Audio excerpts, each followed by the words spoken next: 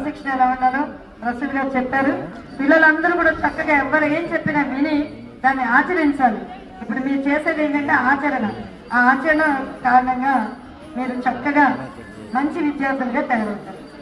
వేదికను అలంకరించిన ప్రధానోపాధ్యాయుల వారికి, ఫస్ట్ అసిస్టెంట్ శేఖర్ గారికి, స్టాఫ్ సెక్రటరీ రమేష్ గారికి, హిందీ మాస్టర్ రమేష్ గారికి, విచ్చేసినటువంటి ఉపాధ్యాయులు అందరికీ కూడా నా హృదయపూర్వక స్వాతంత్ర దినోత్సవ శుభాకాంక్షలు.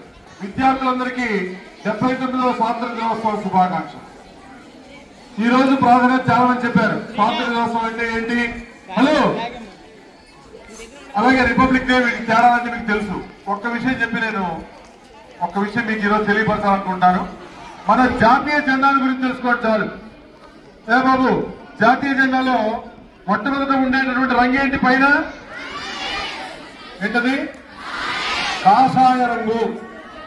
ఎర్ర కాదు, పచ్చ కాదు, తెల్ల కాదు, కాషాయ రంగు. దేనికి గుర్తుంది? త్యాగానికి గుర్తు. ఒకసారి చెప్పండి. కాషాయ రంగు దేనికి గుర్తు?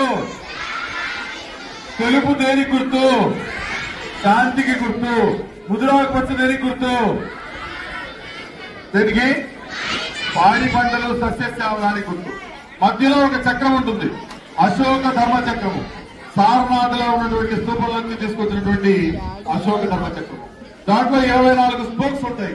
24 అవి ఏంటి అనేది ఒకసారి మీరు తెలుసుకోవాల్సినటువంటి అవసరం ఉంది. ఈ 24 కూడా 24 ధర్మ సూత్రాలు దీనికి వస్తాయి.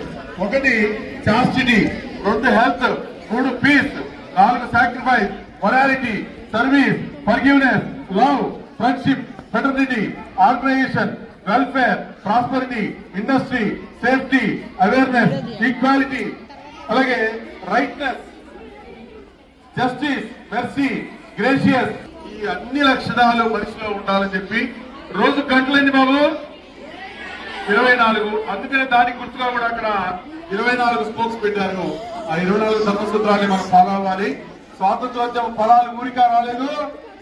ఎందరో వీరుల త్యాగ ఫలం, మన నేటి స్వేచ్ఛకే మూల ఫలం. ఎంతో మంది కష్టపడి ప్రాణాలు అర్పిస్తే మనకు స్వాతంత్రం వచ్చింది. వాటిని మనం కాపాడుకోవాల్సిన అవసరం ఉంది. ఒక్కసారి అందరూ మహాత్మా గాంధీకి